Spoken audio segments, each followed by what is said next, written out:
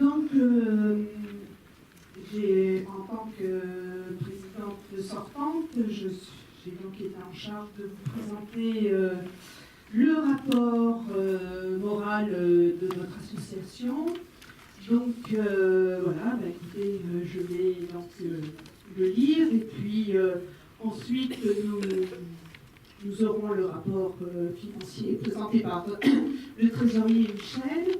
Et puis, place après au débat, aux questions, aux interrogations. Voilà, vous aurez la parole comme vous le souhaitez, comme vous le voulez. Les comptes, toujours les comptes avec Michel.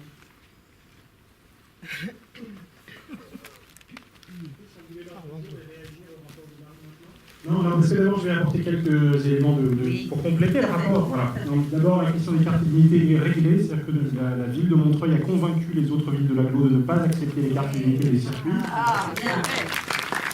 S'il n'était pas gagné, parce qu'on était tout seul à les refuser au départ. Voilà. Et en fait, ça a été refusé à l'unanimité à la suite d'un débat où Est Ensemble a joué le jeu de la démocratie, c'est-à-dire à faire l'élu et le directeur concernés. Et donc, au terme de cette réunion, il a été décidé à l'unanimité qu'aucune des salles de l'agglo ne la prenait. Voilà. Donc ça, c'est vraiment bien. Et d'ailleurs, ça a été précédé d'un courrier dans Clara Rodriguez, qui, je crois, a joué son rôle aussi. Donc, on est complètement sur la même ligne. La deuxième chose, Marie m'a demandé si elle avait le droit d'annoncer. Du coup, j'ai eu la réponse pendant que tu citais son nom. Donc, je vous apprends, et on en est très très heureux, que le film d'Abraham Cohen, qu'une partie d'entre vous ont contribué à financer, est sélectionné au Festival international du film de La Rochelle, où il sera montré en juillet. Et c'est une vraie très bonne nouvelle pour ce film, voilà, parce que c'est un des meilleurs festivals de France, tout bêtement, qui réunit beaucoup de cinéphiles qui se donnent rendez-vous là-bas. C'est un festival qui parle du cinéma de répertoire aussi, et donc le fait que le film soit très innervé par l'histoire du cinéma prouve que c'est aussi la bonne place, et que par ailleurs c'est un festival assez engagé qui va bien à ce film. Donc une partie de l'équipe du Méliès, dont certains ne sont pas encore informés de la sélection parce qu'elle est tombée hier, feront le déplacement pour faire un débat public à La Rochelle cette année, début juillet. Nous aussi. Et vous aussi. Tous à La Rochelle. Non mais oh. Voilà. Et puis, troisième chose, avant que je file de l'autre côté, parce qu'on a une soirée moins joyeuse de l'autre côté, pour rendre hommage à un cinéaste qui montait un film à Montreuil en janvier et qui est décédé de façon tragique à l'âge de 35 ans. Donc je vais faire l'aller-retour entre les deux salles. C'est que de façon plus joyeuse et très amicale, j'ai évidemment envie de rendre très fortement hommage au travail de l'association en général, du bureau en particulier, et de la présidente encore en activité, Marie-Madeleine Cornia, dont le rôle a été décisif du jour où elle a eu le courage de prendre la présidence dans des circonstances très compliquées. Voilà, il fallait quelqu'un qui se lève et qui dise on ne peut pas laisser faire ça, donc allons-y, agissons. Et de son efficacité redoutable, aussi bien pendant les périodes de mobilisation que pendant l'organisation du travail régulier, pour faire en sorte que, si tout va bien, en 2018, nous célébrions le 1 000e spectateur du nouveau Méliès, puisque l'objectif désormais, c'est ça, d'atteindre 1 million avant la fin de l'année. Donc sans votre accompagnement, sans cette fidélité, sans ce sens du dialogue, sans cette fidélité, évidemment, l'équipe toute seule n'y serait pas arrivée. Elle arrivait aussi, cette équipe, dans des conditions compliquées quand même si on était quand même plutôt protégés, les élus, et dans des rapports relativement sains avec Est Ensemble. Mais évidemment, le soutien constant de Marie-Madeleine en tant que présidente du bureau de Rancard et de l'ensemble de l'association a été décisif pour arriver à ce très beau succès dont vous avez une grande part. Merci, Marie. À tout à l'heure. Bon, alors donc nous allons passer au compte, avec Michel, et son rapport. On passe le micro et puis on passera au compte après. Moi, je prends la parole parce que donc il est question sur deux points. Tout d'abord, l'annonce concernant les cartes UGC est évidemment une très très bonne chose. Oui. Mais je pense que, étant donné la situation des collectivités locales, d'abord, quelle collectivité locale aujourd'hui en charge et du cinéma et du personnel, puisque ça a quand même fait partie des choses qui ont fait beaucoup parler. J'aimerais qu'on puisse faire un point là-dessus. Et puis, j'aimerais que l'association soit chargée de bien veiller à ce qu'il n'y ait pas d'autres tentatives de privatisation et de vraiment jouer le rôle d'alerte qui serait nécessaire en ce cas-là. Et j'aimerais que l'Assemblée générale vous missionne sur ce point, de façon à ce que ce soit très clair. Voilà. Donc ça, c'était la première chose. Ah non, je vais m'apercevoir que j'en ai trois. Voilà. Bon. Le film concernant la lutte du Méliès, alors il est excellent du point de vue de ce qui s'est passé autour de l'équipe. Et donc, oui, il représente un bout de notre histoire montreuilloise. J'ai regretté, pour ce qui me concerne, qu'ils mettent trop de côté un des aspects de cette lutte, parce qu'il était quand même question, là aussi, d'une rivalité entre un cinéma public et un cinéma privé. Et ça n'apparaît pas dans le film, ou alors vraiment à titre complètement trop marginalisé. Donc, si Rancard se rend à La Rochelle pour la projection de ce film, serait-il possible de compléter, bon, j'imagine qu'il y aura des, je ne sais pas comment ça se passe, hein, mais j'imagine qu'il y aura des interventions, on vous donnera la parole quand même, je ne sais pas, nous on a l'habitude de prendre la parole, donc voilà, si on vous donne la parole, puis si on vous la donne, pour prendre mais voilà, pour souligner cette dimension-là, tout de même, qui était tout à fait emblématique de ce que représente le Méliès et la culture à Montreuil. Voilà. Et puis, alors l'université populaire, j'espère que ça va continuer, parce que jusqu'à maintenant, je n'ai pas pu venir. J'espère que je vais y arriver dans les mois qui viennent. Par contre, j'ai suivi les opéras. C'était une chose que j'attendais avec impatience. Et j'étais très, très, très contente qu'enfin on puisse venir à l'opéra au Méliès. J'ai été un peu déçue par le distributeur qui a été retenu. J'ai vu dans d'autres salles de cinéma des retransmissions d'opéra. Là, bon, il y a des aspects qui sont parfaitement insupportables. Par exemple, pour les entractes en anglais. Et puis, vraiment, c'est n'importe quoi. Enfin, voilà. Donc, il y a, je ne sais pas si comment se choisit l'interlocuteur comment c'est retenu, je ne sais pas.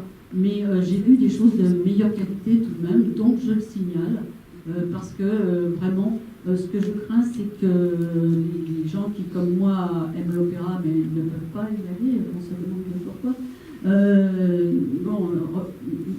ne soient plus aussi présents dans les séances suivantes du fait de ces difficultés rencontrées. Voilà. Merci. Merci. Est-ce qu'il y a une autre personne qui voudrait intervenir ?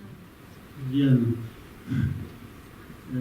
ton propos sur le film de Méliès mérite, me semble-t-il, d'être complété par une précision dont j'ai le souvenir. Il avait été espéré que ce film soit projeté à nouveau, malgré les envies que vous avez fait Est ensemble pour contrarier cette projection. Ne l'oublions jamais. Nous n'avons pas que des amis pour la liberté d'expression. Et il est intéressant de revenir sur cette idée qui avait été émise de le projeter au Méliès, et qu'il y a un débat sur ce film au Méliès. Je pense que l'idée d'aller à La Rochelle est tout à fait touristique et intéressante, mais l'utilité est numéro un pour la ville de Montreuil, et de pouvoir voir ce film. Et j'ajoute aux déceptions que précisait Yann, que quand même, c'est un film où les Montreuillois ne sont pas tellement partie prenante. C'était quelque chose, c'est un produit très particulier qui mérite justement d'être disséqué avec précision et avec amitié, bien sûr. Le deuxième point, puisque nous sommes entre nous et que naturellement la sincérité prime, je dois dire vous ne le savez sans doute pas, que j'ai envoyé à la présidente du conseil d'administration du Méliès, ma démission de la vice-présidence et du conseil le 5 janvier.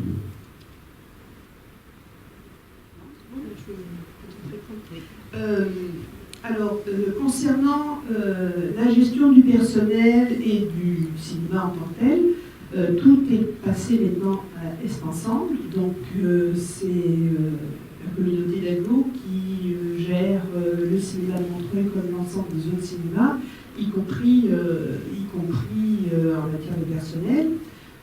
Pour l'opéra, je crois que c'est Est Ensemble qui gère ce dossier-là, opéra, théâtre, c'est Est Ensemble qui gère. Peut-être que ça explique la mauvaise qualité de la distribution, j'en sais rien, mais c'est quelque chose, je crois, qui nous est imposé par Est Ensemble. Stéphane en dirait certainement plus que moi, mais je pense ne pas être dans le faux.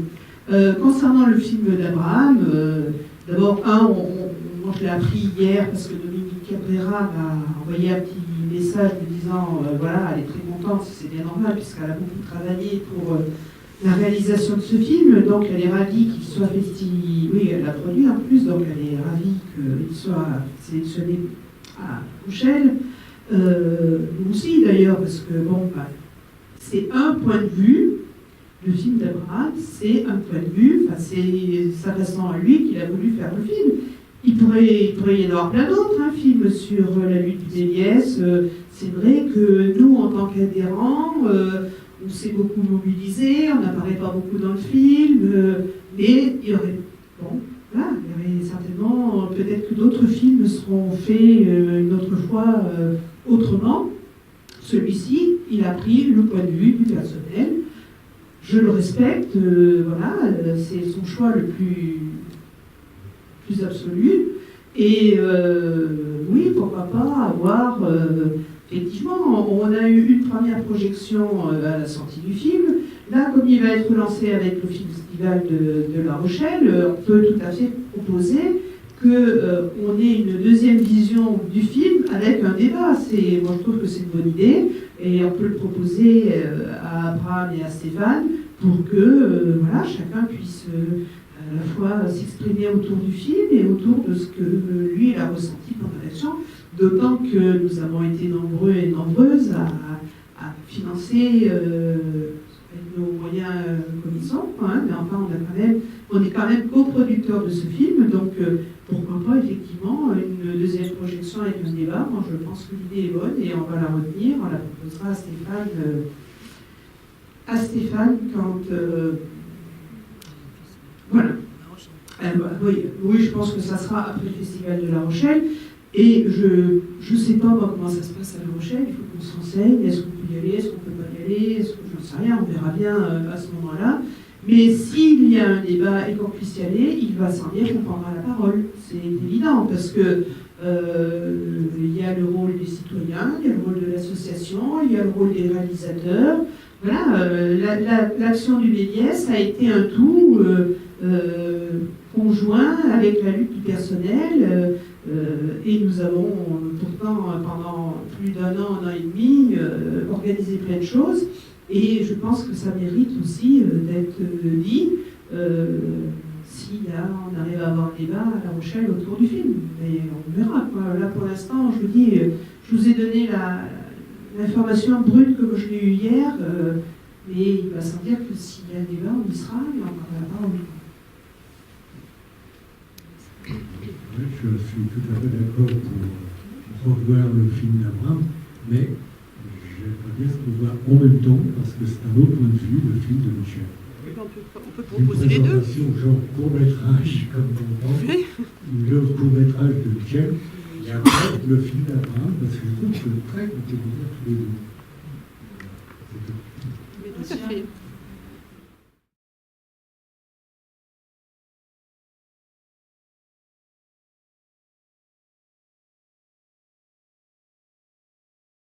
La valorisation du bénévolat, oui. Les réunions, conseil d'administration et autres sont exclus. Moi, ça me fait un peu bizarre parce que ça doit être, si je comprends bien, c'est pour faire l'équivalent une personne qui pourrait faire les tâches en étant rémunérée. C'est ça. Je pense que la partie réunion doit représenter aussi énormément. Par exemple, Temps, le secrétariat n'est pas normalement au secrétariat. ça vient d'où? Est-ce que c'est quelque chose qui vient de... Moi, j'ai improvisé totalement, hein, Ah, c'est parce que voilà, ça fait plusieurs années que dans la vie associative, on nous demande ça serait bien de valoriser le bénévolat. Alors, c'est des mots, c'est joli, pas valoriser. Moi, oui, mais personne dit quoi faire, quoi. Voilà. Comment ça se fait? Enfin, bon, moi, j'ai improvisé, voilà, j'ai essayé de faire. Bon, ça peut être amélioré beaucoup.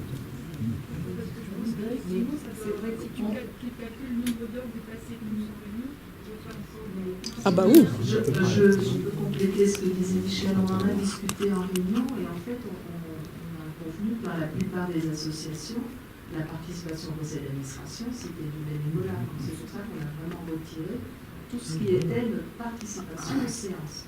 Alors effectivement, se posait aussi la question des comptes rendus du travail que je fais, mais qui fait partie de mon poste de secrétaire. Donc ça on l'a su. Oui, s'il y avait un salarié, c'est lui qui le ferait. Ah bah oui. C'est loi 1901, simplement. Donc, c'est sans objet non lucratif. Donc, évidemment, c'est vrai tout ça. C'est bénévolat d'office et c'est normal que ce soit pas. C'est pour ça pas- qu'on a pas Mais moi, je ne sais pas, mais je croyais que la demande de valorisation du bénévolat, c'était dans le but de pouvoir présenter des dossiers pour avoir des subventions. Voilà. Bon, donc, Ça va être mis au voilà, pour montrer qu'on n'est pas une association qui dort. absolument. Voilà. Mais y compris les financements qui peuvent être obtenus, ils tiennent compte de ce chiffre de valorisation du bénévolat parce que ça fait un budget qui n'est pas le même. Hein, là, on a 4 000 et quelques de plus, ça fait un budget plus conséquent. Moi, je me pose une question, 3 000 € de moins, on fait comment pour avoir un budget équilibré? 3 000 € là, On n'a pas tout dépensé. non, mais, ça va pas manquer au bout d'un moment, là, quand même. Oui, au bout d'un moment, oui, pour le moment, ça va.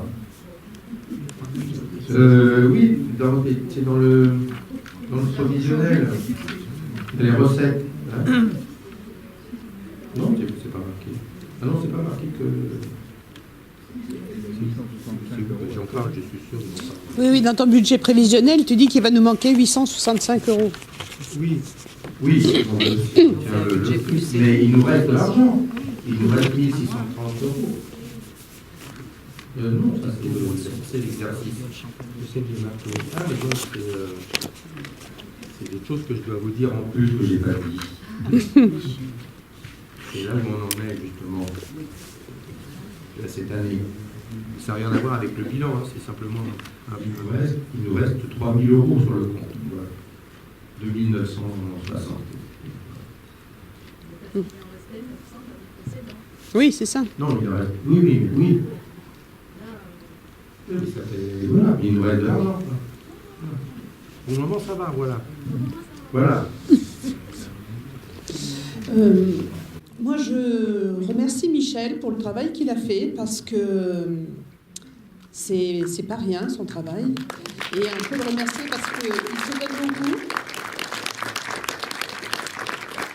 Et ce qu'il a fait là par rapport à la valorisation, je trouve que c'est très important. Parce que, premièrement, ça montre toute l'activité qu'on a de notre association. Et je crois qu'on peut être fier de ce qu'on fait, ce qu'on vous propose. Et comme tu dis, hein, on est une association qui vit. Je suis pas... Enfin, j'en sais rien, je ne connais pas les autres. Mais en tout cas, nous, on peut être fiers. Et les 1 000 € de subventions municipales qu'on nous octroie... voilà, on peut justifier de ces 1 000 €. Il me semble qu'on pourrait peut-être même demander un peu plus parce que, effectivement, quand on voit le temps qu'on y passe, alors c'est vrai, c'est bénévole, ça nous plaît. Voilà, on est content d'être dans l'association. On ne regarde pas nos heures, on ne regarde rien. Voilà. Et je pense que c'est très bien ainsi en même temps. Tout ne peut pas... enfin voilà, s'il n'y avait plus les bénévoles, je crois que la société marcherait beaucoup, beaucoup moins bien. Mais en même temps, c'est important aussi de montrer ce qu'on fait, le temps qu'on y passe, l'organisation que ça nous demande. Et vous savez, on se réunit tous les 15 jours, pas loin de 2 heures quand même, hein, entre 6h30 et 8h, on commence à 6h30, on finit vers 8h, 8h30, ça dépend des jours en fonction de... Mais c'est donc 2 fois par mois, et des fois plus quand c'est le moment du festival, quand c'est...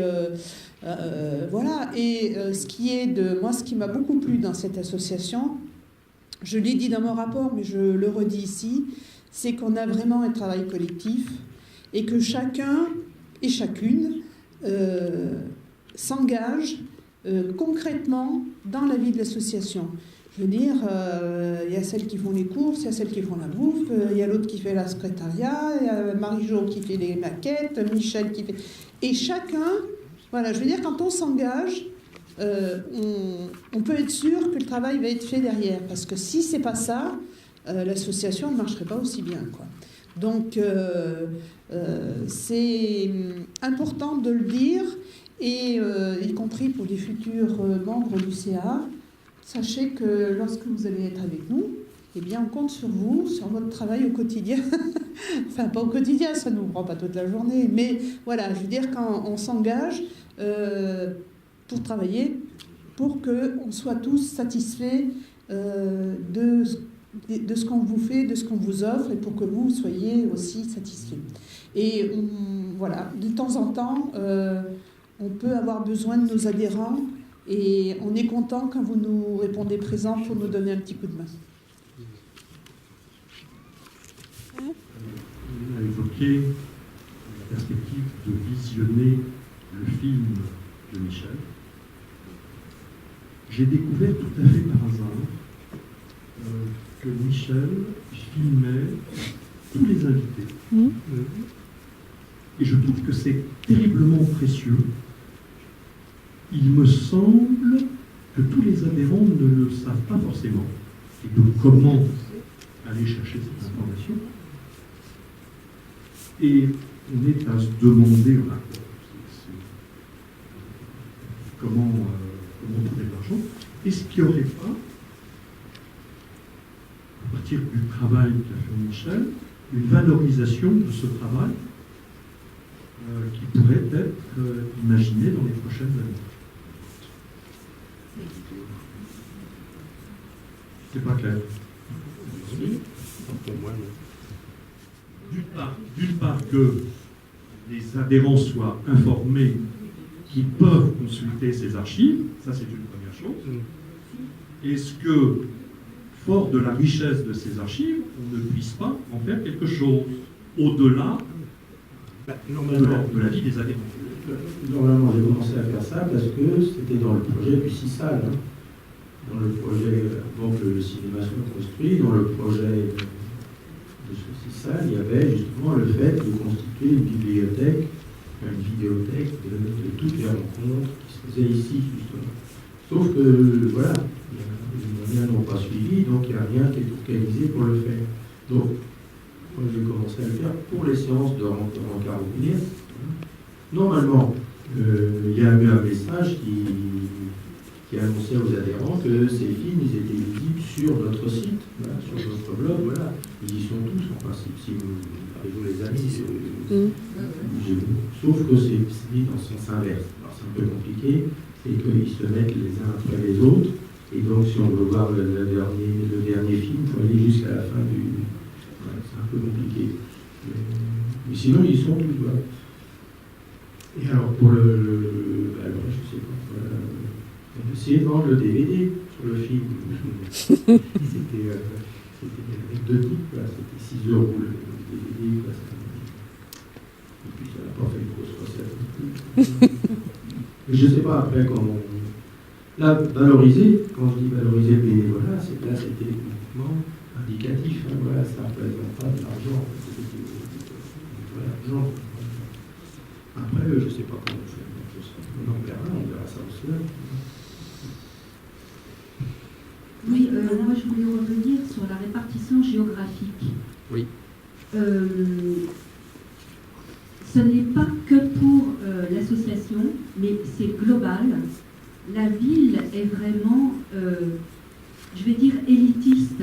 Je ne mets pas de guillemets. C'est-à-dire qu'il y a toute une partie de la population montreuilloise, je précise que j'habite à Montreuil depuis 1956, et donc je connais assez bien l'histoire de la ville. Il y a toute une partie de la ville qui est complètement exclue du cinéma, des activités artistiques, de tout un tas de choses. Quand je regarde, c'est très intéressant la répartition géographique, je vois qu'il y a 75% des adhérents montreuillois qui sont en gros dans le bas Montreuil, dans le centre-ville, et que sur un quart du territoire qui s'appelle le Nord-Est, où j'ai la chance d'habiter, c'est-à-dire au bord du parc Montreux, ça ne représente que 6% des adhérents, et peut-être encore moins de personnes qui viennent au cinéma. Alors, c'est certainement très compliqué. Moi, je m'efforce, avec les gens qui m'entourent, que je rencontre de temps en temps, de leur parler du cinéma. Je vais même jusqu'à prendre des programmes et à les distribuer dans des boîtes aux lettres dans ma rue. Mais je ne suis pas sûre que les gens viennent, parce que c'est trop loin, parce que ça ne les intéresse pas forcément, mais enfin, c'est surtout parce que c'est loin. Un autre constat qui concerne les jeunes, je ne parle pas seulement non plus de l'association, mais à part les jeunes qui squattent, je vais dire ça comme ça, pour discuter, rigoler et charger leur téléphone portable à l'entrée dans le hall, on n'en voit quand même pas beaucoup dans les salles, et notamment des jeunes, je vais dire, de la variété culturelle de Montreuil. Et je ne sais pas, je n'ai pas de réponse, mais c'est une question que je pose. Est-ce que l'association pourrait œuvrer pour essayer de faire venir un peu ces jeunes, et puis aussi inciter les populations qui sont un peu loin du centre-ville de fréquenter le cinéma et peut-être d'adhérer. Mais c'est, comment dire, un peu utopique peut-être. Oui, c'est vrai. J'ai fait ce tableau-là justement exprès pour vous montrer, pour qu'on le voit. Voilà. C'est vrai, on est majoritairement du sud. Est-ce qu'il ne serait pas possible d'avoir un prix pour le parking? Parce que ça Oui, ça c'est toujours le fameux prix. Tous les ans, oui. Oui, je demandais s'il y avait possibilité d'avoir un prix cinéma, parking, puisque ça rebute pas mal de gens du haut de Montreuil, donc on n'a pas possibilité de venir à pied.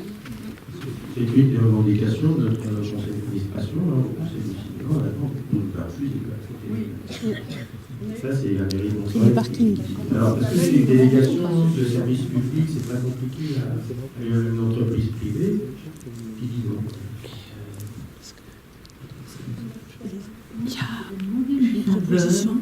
Quand je vois que les invités sont déjà arrivés, sont donc à l'heure, pourquoi il y a un quart d'heure, 20 minutes, si ce n'est 25 minutes de décalage?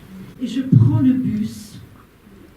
Je suis justement au parc Montreux et je vous avoue que je râle un peu en moi-même. Je parle quand les invités sont là, quand vous n'êtes pas obligé de les attendre. Ok, mais expliquez-moi qui est en retard.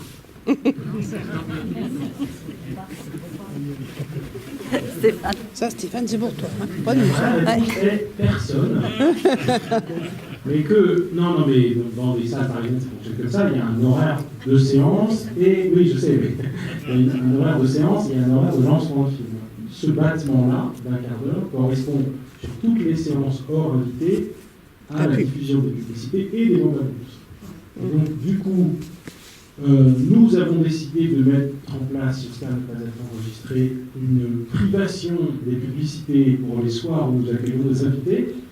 Mais nous constatons que les gens ont pris l'habitude, parce qu'ils savent qu'il y a ce quart d'heure de décalage qui correspond aux anciennes publicités, d'arriver au bout de 10 voire 15 minutes, parce qu'ils ne veulent pas avoir de publicité, ou parce que ça leur laisse un petit peu plus de temps avec leur famille, etc.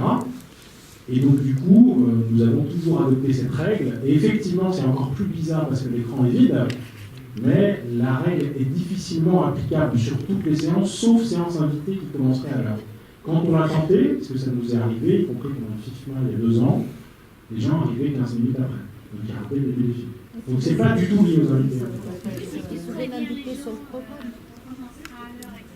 Mais on l'a fait, c'est ça qu'on a fait. On a dit, pendant la durée de ce festival, les horaires annoncés sont ceux des lancements des films et non pas du début des séances.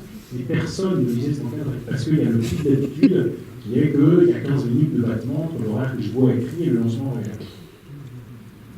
Donc il n'y a pas tellement de bonnes solutions. Nous, ça nous arrangeait par ailleurs de commencer parfois plus tôt, parce que ça ferait finir les débats un peu plus tôt, etc.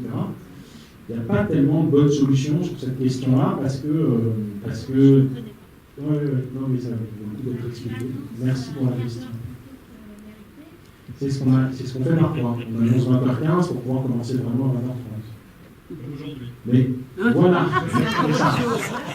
Aujourd'hui, on vous a fait la chose à l'envers. On vous a enlevé un quart d'heure parce qu'on vous fait un cadeau en fin d'AG. On entend un court-métrage qui va à Cannes, au Short Film Corner, les deux réalisateurs montrez-moi qui sont déjà présents.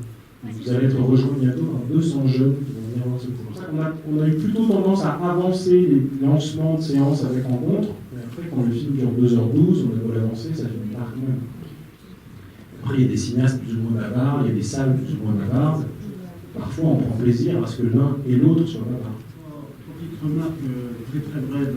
L'une, puisque tu es là, Stéphane, concernant les images dont parlait monsieur, il est certain que ce que fait depuis quelque temps 2 ans, et puis Michel, est irremplaçable. Première fois, sauf que de plus en plus, on constate que c'est des moyens supplémentaires qu'il faudrait pour donner à la richesse des interventions des invités toute son ampleur. Parce que les moyens dont ils disposent ne sont pas des moyens les plus techniquement au point. L'éclairage ici d'ailleurs non plus. Mais malheureusement, il le fait et on a un résultat qui est là. Tu te souviens, Stéphane, qu'on avait demandé, il était là, à Patrice Bessac, à Philippe Lamarche et à Sylvain Poubelle de lancer un projet pour qu'il y ait une sorte de prise en compte régulière des animations qui étaient là, tellement, encore une fois, vous avez raison de le dire, tellement c'est d'une richesse exceptionnelle ce qui se passe au Médias. C'est une sorte d'INA du cinéma qui devrait se constituer. Ça ne peut pas se faire, je ne sais pas où en est le projet, mais à plusieurs reprises on a demandé, il faut absolument se faire, si vous êtes d'accord, mais je ne sais pas, se faire l'écho de cette demande de prendre en compte d'une façon encore plus professionnelle, sans que ça dénature toutes tes recettes, enfin celles de l'association, ce que tu fais. C'est pas du tout une chose qui en remplace une autre. Et je trouve qu'il y a un moment de grand ampleur à donner. Deuxième point, parking. Nous étions allés voir Catherine Pilon à la demande du conseil d'administration. Elle nous avait expliqué c'est la position de la mairie, qui était peut-être davantage la sienne que celle de la mairie, j'en sais rien. Mais toujours dit qu'un compte rendu avait été fait et que Michel lui avait proposé qu'il soit envoyé aux adhérents à l'époque. Il est encore d'actualité, je pense qu'on pourrait répondre à quelques questions en faisant ce point. Dernier aspect, la valorisation. Je trouve que c'est absolument admirable ce qui a été fait. Ça donne une conscience tout à fait nouvelle de ce que coûte un effort bénévole.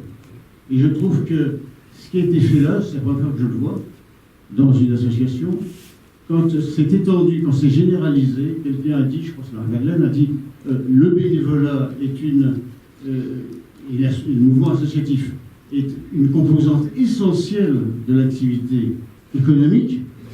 Eh bien, si on fait remonter sans que ça devienne un aspect mercantile, mais si ça fait remonter à ce niveau de conscience de ce que la France est un pays extrêmement associatif. Et des exemples comme celui-ci pourraient vraiment avoir le prix Nobel. Oh.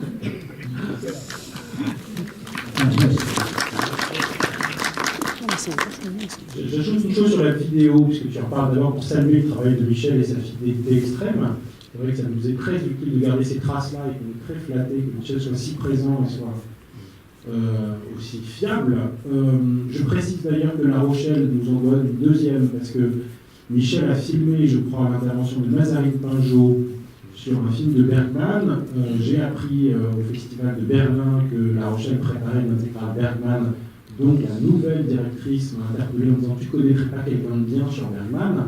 Je lui ai dit « On vient d'avoir une conférence assez incroyable, philosophique, à très très bon niveau, par Mazarine Pinjot. » Et elle l'a regardé sur Internet grâce à la vidéo de Michel, et elle a invité Mazarine Pinjot au Festival de La Rochelle pour reproduire sa conférence montreuilloise. C'est quand même classe. Michel, là, voilà, ça se monnaie, Michel. Et dernière chose, dans les projets d'investissement du Méliès pour l'année 2018, il y a l'achat d'une caméra et d'un pied professionnel pour pouvoir disposer de notre propre matériel à deux fins. La première, c'est de pouvoir filmer des débats avec une caméra tout à fait récente et un pied un peu sérieux. Et la deuxième, c'est de permettre des duplex quand on accueille des invités prestigieux et qu'on fait venir dans 2 salles à la fin. J'espère que ça va être validé. Le principe avait été acté en novembre, et pour des raisons que je n'ai absolument pas comprises, on n'a pas reçu ce matériel, donc on l'a remis sur la liste des acquisitions nécessaires pour cette année. Il y a d'ailleurs un troisième usage, je n'y renonce pas, c'est que je rappelle que la salle de réunion, qui est quand même un peu cachée dans la partie administrative, on utilise de temps en temps pour faire des réunions d'équipe, avait aussi vocation à accueillir un matériel de montage pour qu'on puisse organiser là des ateliers de montage avec de jeunes réalisateurs et des gamins de Montreuil et des environs. Et que ça ne demande quand même pas beaucoup d'investissement d'avoir un logiciel de montage et une caméra semi-professionnelle. Voilà. Et donc, on attend que ce projet se développe. Le cloisonnement de verre a été payé pour permettre cette activité qui crée le pont entre la création et la diffusion, ce qui était un des esprits à l'origine de ce nouveau projet de Méliès. Et sur l'éclairage, si normalement on est censé aussi acquérir un matériel d'éclairage pour la salle 1, qui est celle dans laquelle on fait des rencontres de prestige. Mais en fait, c'est pas ça qu'on utilise le plus pour les rencontres les plus régulières, c'est plutôt la 3. En fait, il en faudrait dans chaque salle, pour être honnête. Donc, on va essayer de faire des devis pour voir à quelles conditions pour les mettre, y compris à quelles conditions de sécurité, parce que pour le coup, c'est du matériel qui reste a priori pas en permanence, et qu'on installe spécialement pour recevoir et mieux éclairer les invités. Ça a été fait pour M. Bessac. Oui, c'est ça. C'est pour les visites de certains politiques, de temps en temps, il y a ce matériel de renfort, et pour des festivals comme le FIFMA, ce serait bien qu'on les demeure, quoi. Oui, parce que filmer sans lumière, c'est pas...